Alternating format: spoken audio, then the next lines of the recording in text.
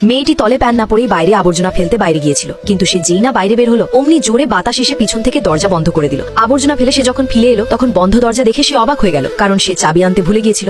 রাগে সে মার্শাল আর্টের মতো উড়ন্ত কেক মেরে দরজাতে বেশ কয়েকবার আঘাত করলো, কিন্তু দরজা একটুও নড়ল না। তখনই তার চোখে আশার ঝলক দেখা গেল। পাসওয়ার্ড দিয়ে দরজা খোলা যেতে পারে, কিন্তু পাসওয়ার্ড লকের ব্যাটারি শেষ ছিল। এখন সকাল পর্যন্ত অপেক্ষা করে তালা খোলার লককে রাখতে হবে। আপাতত রাতে শোয়ার সমস্যা সামনে ছিল।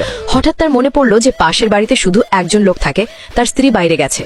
সে ভাবলো আজ রাতটা সেখানেই থেকে যাবে, কিন্তু তারপরই মনে পড়লো যে সে তো তলে প্যান পরেনি, পাছে সেই লোকটি ভুল না বুঝে বসে। এই ভেবে তার হাত আবার থেমে গেল।